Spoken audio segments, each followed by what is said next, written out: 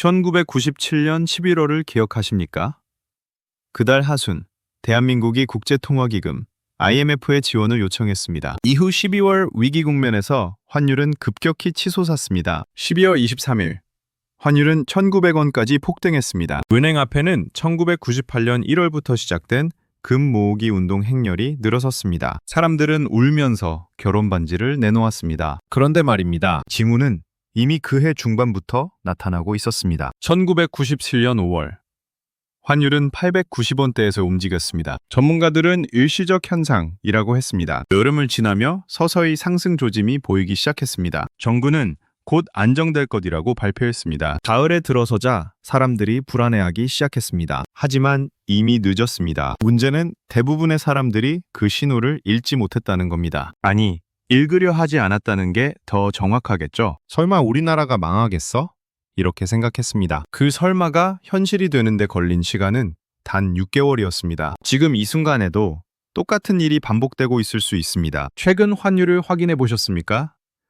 2026년 1월, 현재 원화대 달러 환율은 1,470원대에서 움직이고 있습니다. 2024년 초와 비교하면 상당히 올랐습니다. 환율 변동이 체감 물가와 심리에 영향을 주고 있습니다. 특히 해외여행, 달러 결제, 수입품 중심 소비에서는 체감 구매력이 크게 줄어들고 있습니다. 오늘 이 영상은 생존 매뉴얼입니다. 끝까지 집중해서 들어주십시오. 당신의 평생 자산이 걸린 문제입니다. 지금부터 제가 보여드릴 5가지 징후만 제대로 이해하신다면 다가올 위기에서 살아남을 수 있습니다. 아니, 살아남는 것을 넘어서 오히려 기회로 만들 수도 있습니다. 본격적인 이야기 시작 전에 구독과 좋아요는 사랑입니다. 첫 번째 징후입니다. 환율이 불안하게 움직이고 있습니다. 먼저 쉽게 설명드리겠습니다. 환율이란 뭘까요?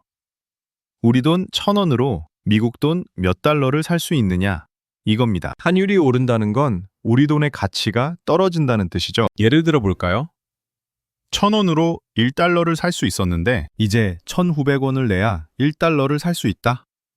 그럼 우리 돈 가치가 33% 떨어진 겁니다. 1997년 IMF 당시를 보십시오. 가을까지만 해도 환율은 1,000원 안팎에서 움직였습니다. 그러다 11월 말부터 급등하기 시작했습니다. 12월 IMF 지원 요청 이후 환율은 1,900원까지 치솟았습니다. 불과 한 달 만에 환율이 거의 2배 가까이 뛴 겁니다. 이게 무슨 의미였을까요? 대한민국 경제가 붕괴 직전이었다는 신호였습니다. 2026년 현재를 보겠습니다. 환율은 1,470원대입니다. 2024년 초와 비교하면 변동폭이 상당합니다. 얼핏 보면 괜찮아 보입니까? 1997년처럼 급등한 건 아니니까 안전하다고 생각하십니까? 천만에요. 더 무서운 건 지금부터입니다. 1997년에는 한 달 만에 폭등했습니다. 지금은 시간을 두고 서서히 올라가고 있습니다. 이게 뭘 의미하냐면 사람들이 위기를 느끼지 못한다는 겁니다. 천천히 삶은 개구리처럼 말이죠. 물이 서서히 뜨거워지면 개구리는 도망가지 않습니다. 뜨거운 줄도 모르고 그냥 앉아 있다가 결국 죽습니다. 지금 대한민국 국민이 그 개구리입니다. 실제 사례를 보여드리겠습니다. 48세 회사원 김철수 씨의 가상 시뮬레이션입니다. 김철수 씨는 작년에 5억짜리 아파트를 샀습니다. 대출을 3억 5천만 원 받았습니다. 금리는 4.5% 변동금리였습니다. 한 달 이자가 130만 원이었습니다. 김철수 씨, 월급은 450만 원입니다. 이자 내고 나면 320만 원 남습니다. 생활비로 250만 원 쓰고 나면 70만 원 남습니다. 그런데 말입니다. 올해 1월부터 상황이 달라졌습니다. 금리가 5.5%로 올랐습니다. 한 달 이자가 145만 원이 됐습니다. 월급은 그대로인데 이자만 15만 원 늘었습니다. 이제 김철수 씨 손에 남는 돈은 55만 원입니다. 거기다 환율이 올라서 수입 물가가 뛰었습니다. 라면 한 봉지 1,000원 하던 게 1,200원이 됐습니다. 휘발유 리터당 1,900원 하던 게 1,800원이 됐습니다. 생활비가 한 달에 20만 원 더 들어갑니다. 결과가 뭡니까? 김철수 씨는 이제 한 달에 35만 원밖에 못 모읍니다. 작년에는 70만 원 모았는데 말이죠. 절반으로 줄었습니다. 이게 바로 환율 상승과 금리 인상이 개인에게 미치는 영향입니다. 그런데 김철수 씨는 그나마 나은 편입니다. 왜냐고요? 아직 직장이 있으니까요. 여러분, 지금 당장 확인하십시오. 당신이 변동금리 대출을 받았다면 한 달 이자가 얼마나 늘었는지 계산해 보십시오. 당신의 생활비가 작년보다 얼마나 늘었는지 확인해 보십시오. 만약 이자와 생활비를 합친 금액이 월급의 70%를 넘는다면 경고등이 켜진 겁니다. 당신은 지금 위험한 상태입니다. 두 번째 징후입니다. 수출 기업들이 어려움을 겪고 있습니다. 수출이란 뭡니까? 우리나라 물건을 외국에 팔아서 외화를 벌어오는 겁니다. 대한민국 경제의 기둥입니다. 그 기둥이 흔들리고 있습니다. 1997년을 다시 보겠습니다. 당시 한국 경제를 떠받치던 대기업들이 무너지기 시작했습니다. 한보는 1997년 초에 무너졌습니다. 기아는 같은 해 여름에 부도를 냈습니다. 이후 1998년부터 1999년까지 대우그룹을 비롯한 여러 대기업들이 연쇄적으로 위기를 맞았습니다. 이들이 남긴 부채 규모는 천문학적이었습니다. 왜 이렇게 됐을까요? 환율 때문입니다. 이 기업들은 외국에서 달러로 빚을 많이 졌습니다. 환율이 1,000원 안팎일 때는 문제 없었습니다. 그런데 환율이 1,900원으로 뛰었습니다. 빚이 거의 2배로 늘어난 겁니다. 갚을 수가 없었죠. 결국 부도를 냈습니다. 2025년부터 2026년 현재 상황을 보겠습니다. 중견 수출 기업들이 어려움을 겪고 있다는 보도가 나오고 있습니다. 환율 상승, 원자재 가격 상승, 글로벌 수요 감소가 복합적으로 작용하고 있습니다. 일부 기업들은 법정 관리에 들어가거나 구조조정을 진행 중입니다. 이유가 뭡니까? 환율과 원자재 가격입니다. 이 기업들은 중국, 베트남에서 원자재를 수입해서 가공한 뒤 미국, 유럽에 수출합니다. 원자재는 달러로 사고 제품도 달러로 팝니다. 환율이 낮을 때는 괜찮았습니다. 그런데 환율이 크게 올랐습니다. 원자재 값이 올랐습니다. 그런데 제품 가격은 못 올립니다. 왜냐고요? 중국 기업들이 더 싸게 팔고 있으니까요. 결국 적자를 보다가 무너지는 겁니다. 실제와 유사한 가상 시뮬레이션을 보여드리겠습니다. 55세 자영업자 박영희 씨입니다. 박영희 씨는 20년간 작은 봉제 공장을 운영했습니다. 직원 30명을 고용하고 있었습니다. 주로 미국에 옷을 수출했습니다. 1년 매출이 20억 원 정도였습니다. 순이익은 1억 원 남짓이었습니다. 작년까지는 괜찮았습니다. 그런데 올해 들어서 상황이 급변했습니다. 원단을 중국에서 수입하는데 가격이 20% 올랐습니다. 환율 때문입니다. 전기료도 15% 올랐습니다. 인건비도 올려줘야 했습니다. 물가가 오르니까 직원들이 최저임금 인상을 요구했거든요. 비용이 전체적으로 25% 늘었습니다. 박영희 씨는 제품 가격을 올릴 수밖에 없었습니다. 미국 바이어에게 10% 인상을 요청했습니다. 바이어가 뭐라고 했을까요? 그럼 베트남 업체랑 거래하겠다. 이렇게 나왔습니다. 박영희 씨는 울며 겨자 먹기로 가격을 동결했습니다. 결과가 뭡니까? 올해 1분기 적자가 5천만 원 나왔습니다. 2분기도 적자 예상입니다. 3분기까지 이러면 공장 문 닫아야 합니다. 박영희 씨는 지금 은행 대출 이자도 제때 못 내고 있습니다. 직원들 월급 주느라 개인 돈까지 끌어다 쓰고 있습니다. 20년 모은 돈이 6개월 만에 바닥났습니다. 이게 바로 경제 위기의 시작입니다. 대기업이 먼저 무너지고 중견기업이 따라 무너지고 결국 자영업자까지 쓰러집니다. 여러분, 지금 당장 확인하십시오. 당신 주변에 폐업한 가게가 늘어나고 있지 않습니까? 구인 광고가 사라지고 구직 광고가 늘어나고 있지 않습니까? 이게 다 징후입니다. 위기는 조용히 시작됩니다. 작은 가게 하나 문 닫는 것부터요. 세 번째 징후입니다. 물가가 올라가고 있습니다. 정확히 말하면 수입 물가가 올라가고 있습니다. 우리나라는 원자재 대부분을 수입합니다. 석유, 천연가스, 밀, 옥수수, 철광석 전부 외국에서 사옵니다. 환율이 오르면 이것들 가격이 전부 오릅니다. 1997년 IMF 당시를 보겠습니다. 12월부터 물가가 급등하기 시작했습니다. 라면 값이 크게 올랐습니다. 휘발유 값도 급등했습니다. 전기료, 가스료도 상승했습니다. 서민들은 난방을 줄였습니다. 한겨울에 두꺼운 옷 입고 이불 덮고 잤습니다. 라면도 제대로 못 먹었습니다. 쌀밥에 김치만 먹고 버텼습니다. 2025년부터 2026년 현재 상황입니다. 최근 몇 년간 생필품 가격이 지속적으로 올랐습니다. 라면 값이 올랐습니다. 예전에 1,000원 하던 게 지금은 1,200원 이상입니다. 휘발유는 리터당 가격이 상승했습니다. 전기료도 올랐습니다. 한 달에 10만 원 나오던 전기료가 11만 원 이상이 됐습니다. 겉으로 보면 1997년처럼 급등한 건 아닙니다. 하지만 여기서 중요한 게 있습니다. 1997년에는 한 번에 폭등했습니다. 지금은 조금씩 계속 오르고 있습니다. 매년 조금씩 오르면 누적 효과가 큽니다. 3년, 5년 지나면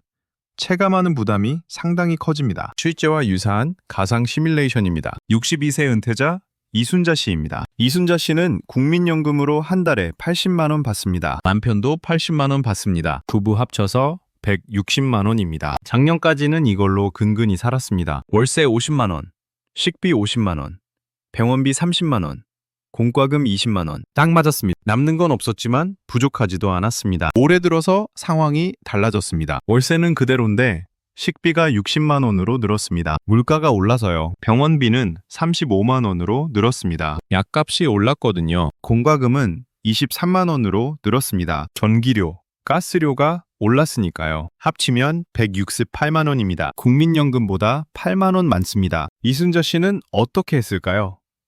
식비를 줄였습니다. 고기는 안 사고 두부만 삽니다. 과일도 안 사고 김치만 먹습니다. 그래도 모자랍니다. 결국 저축한 돈을 깨서 쓰고 있습니다. 작년까지 모은 돈 2천만 원이 있었습니다. 지금 600만 원 남았습니다. 6개월 만에 1,400만 원 썼습니다. 이 속도면 1년 안에 바닥납니다. 그 다음엔 어떻게 할까요?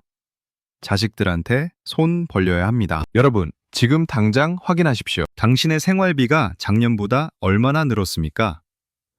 라면, 휘발유, 전기료, 가스료 하나하나 비교해 보십시오. 10% 이상 올랐다면 경고입니다. 20% 이상 올랐다면 위험입니다. 30% 이상 올랐다면 비상입니다. 네 번째 징후입니다.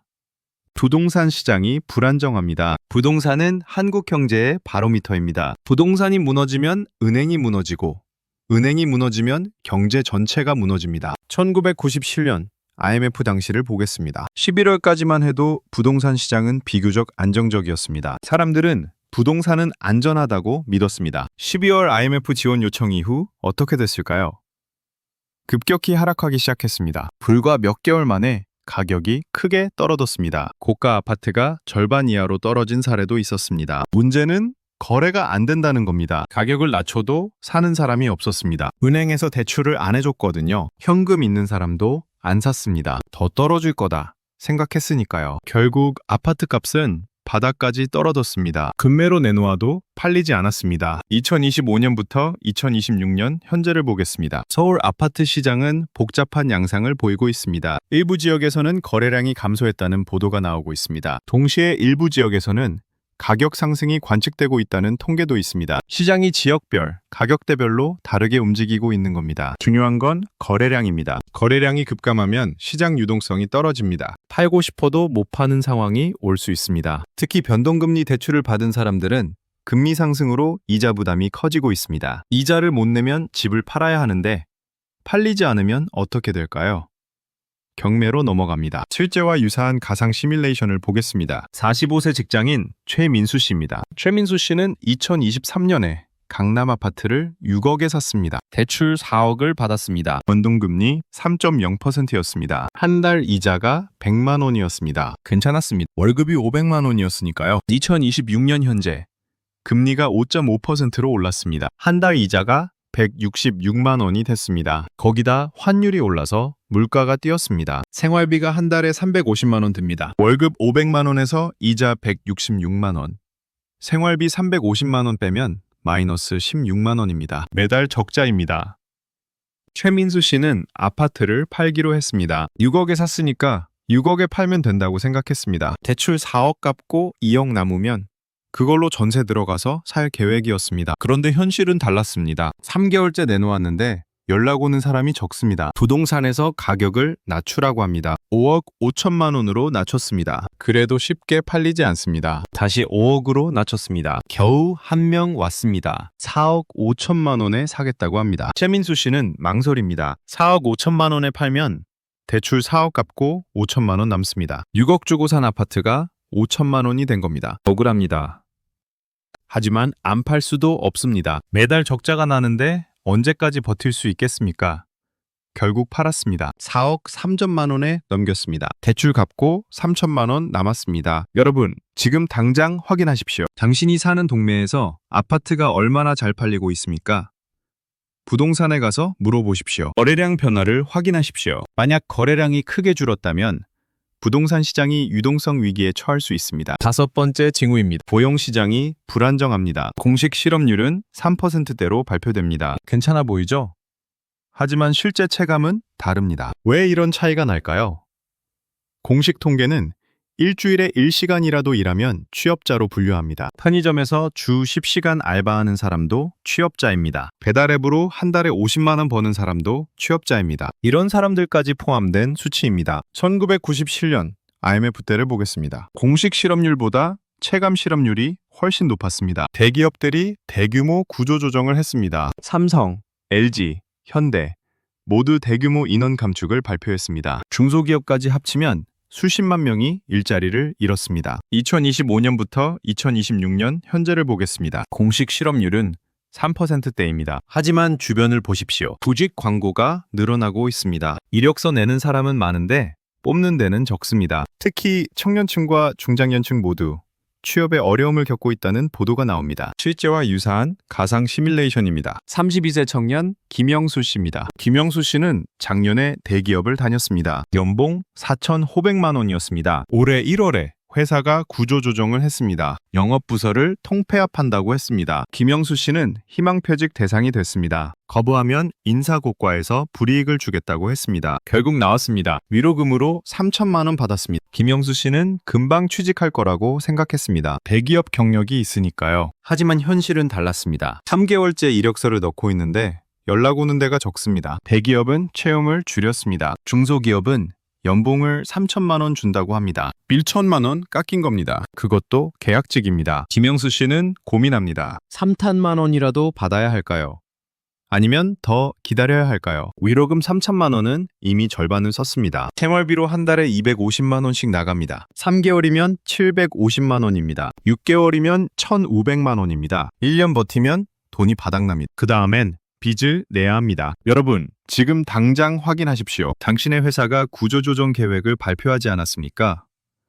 주변 동료가 퇴사하고 있지 않습니까? 신입 채용을 중단하지 않았습니까? 이게 다 징후입니다. 기업이 어려우면 사람부터 줄입니다. 그게 제일 빠르고 효과적이니까요. 자, 그렇다면 우리는 어떻게 해야 할까요? 5가지 징후를 확인했습니다. 환율 불안정, 수출 기업 어려움, 물가 상승, 부동산 시장 불안정, 고용시장 악화. 이 4가지가 동시에 나타나고 있습니다. 이게 뭘 의미하냐? 경제 위기가 올 수도 있다는 겁니다. 그럼 우리는 손 놓고 당해야 할까요? 아닙니다. 방법이 있습니다. 1997년 IMF 당시에도 살아남은 사람들이 있었습니다. 아니, 살아남은 정도가 아니라 오히려 부자가 된 사람들도 있었습니다. 그들이 한 게 뭘까요? 간단합니다. 미리 준비했습니다. 첫 번째 전략입니다. 현금 비중을 30% 이상 확보하십시오. 왜 중요할까요? 1997년 IMF 당시를 보겠습니다. 부동산이 폭락했습니다. 고가 아파트가 절반 이하로 떨어졌다고 했죠? 그때 현금 있던 사람들은 어떻게 했을까요? 싸게 샀습니다. 그리고 몇 년 후 다시 올랐을 때 큰 수익을 냈습니다. 주식도 마찬가지였습니다. 삼성전자 주가가 1998년에 크게 떨어졌습니다. 그때 산 사람들은 이후 큰 수익을 냈습니다. 위기 때 현금이 있으면 기회를 잡을 수 있습니다. 구체적으로 어떻게 하냐고요?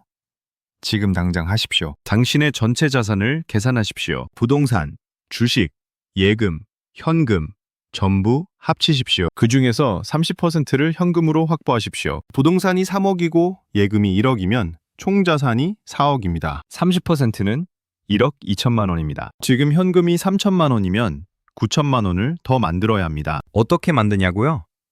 주식이 있으면 일부를 파십시오. 지금 당장입니다. 좀 더 오르면 이러지 마십시오. 위기가 오면 주식은 폭락합니다. 지금 팔아서 현금 확보하는 게 낫습니다. 부동산도 마찬가지입니다. 할 수 있으면 고려하십시오. 손해보더라도 현금 확보가 우선일 수 있습니다. 현금 확보하면 뭐가 좋으냐고요? 위기 때 살 수 있습니다. 부동산이 떨어지면 그때 사십시오. 주식이 떨어지면 그때 사십시오. 위기는 준비한 자에게는 기회입니다. 현금이 있어야 기회를 잡을 수 있습니다. 두 번째 전략입니다. 빚을 줄이십시오. 특히 변동금리 대출은 즉시 갚거나 고정금리로 전환하십시오. 왜냐고요? 위기가 오면 금리가 급등할 수 있습니다. 1997년 IMF 당시 시장 금리가 20%대까지 올랐습니다. 1억 빌렸으면 1년 이자가 2천만 원 이상입니다. 한 달에 200만 원 가까이 이자를 내야 합니다. 변동금리로 대출받은 사람들은 어떻게 됐을까요? 큰 어려움을 겪었습니다. 이자를 못 내니까 집을 빼앗겼습니다. 경매로 넘어갔습니다. 집도 잃고 빚도 남았습니다. 구체적으로 어떻게 하냐고요? 지금 당장 은행에 전화하십시오. 대출 상품을 확인하십시오. 변동금리면 고정금리로 전환 신청하십시오. 수수료 나옵니까? 냅니다. 지금 10만 원, 20만 원 아까워하다가 나중에 수백만 원, 수천만 원 손해봅니다. 그냥 내십시오. 빚을 줄이는 것도 중요합니다. 대출이 3억 있으면 1억이라도 갚으십시오. 어떻게 갚냐고요? 주식 팔고, 예금 깨고, 보험 해지하고 가능한 모든 방법을 동원해서 갚으십시오. 빚이 적을수록 위기에서 살아남을 확률이 높습니다. 실제와 유사한 가상 사례를 보겠습니다. 50세 직장인 정수진 씨입니다. 정수진 씨는 작년에 변동금리를 고정금리로 바꿨습니다. 수수료로 50만 원 냈습니다. 당시엔 아까웠습니다. 하지만 올해 금리가 오르면서 이자가 안 올랐습니다. 변동금리였으면 이자가 한 달에 60만 원 늘었을 겁니다. 1년이면 720만 원입니다. 수수료 50만 원 내고 720만 원 아낀 겁니다. 세 번째 전략입니다. 달러 자산을 확보하십시오. 환율이 더 오르면 원화 가치는 더 떨어집니다. 당신의 자산이 달러 기준으로 줄어드는 겁니다. 이걸 막으려면 달러를 사야 합니다. 1997년 IMF 때를 보겠습니다. 환율이 1,000원 안팎에서 1,900원으로 뛰었습니다. 그때 달러를 가지고 있던 사람들은 어떻게 됐을까요? 달러 기준 자산은 그대로인데 원화로 환산하면 거의 2배가 됐습니다. 아무것도 안 했는데 큰 이익을 본 거죠. 구체적으로 어떻게 하냐고요? 은행 가서 달러 계좌 만드십시오. 오늘 당장입니다. 온라인으로도 할 수 있습니다. 카카오뱅크 토스 앱에서 5분이면 됩니다. 계좌 만들고 환전하십시오. 얼마를 환전하냐고요? 자산의 10%에서 20%입니다. 총 자산이 1억이면 1천만 원에서 2천만 원어치 달러를 사십시오. 지금 환율이 1,460원대입니다. 비싸다고요? 더 오를 수 있습니다. 1500원, 1600원 될 수 있습니다. 그때 가서 사면 더 비쌉니다. 지금 분할로 사십시오. 달러를 어떻게 쓰냐고요?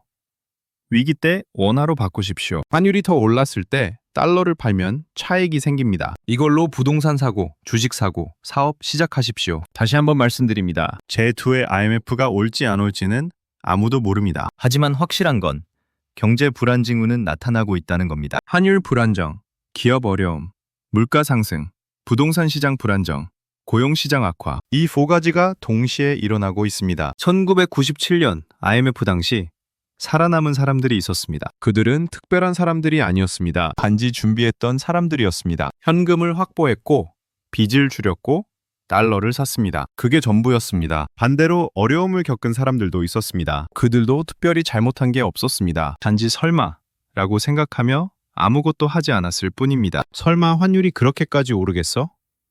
설마 우리 회사가 망하겠어? 설마 집값이 떨어지겠어? 이런 생각으로 아무것도 안 했습니다. 결과는 큰 어려움이었습니다. 오늘 이 영상을 본 여러분은 이제 선택해야 합니다. 준비할 것인가? 아니면 설마 하며 살 것인가? 현금을 확보할 것인가? 아니면 빚을 그대로 둘 것인가? 달러를 살 것인가? 아니면 원화만 가지고 있을 것인가? 시간은 기다려주지 않습니다. 경제 위기는 조용히 그러나 확실하게 신호를 보내고 있습니다. 징후는 이미 나타났습니다. 이제 남은 건 실행뿐입니다. 준비하는 자만 살아남습니다. 지금 이 순간부터 시작하십시오. 당신의 미래는 당신이 지켜야 합니다. 위기는 준비하지 않은 자를 어렵게 합니다. 준비한 자에게는 기회입니다.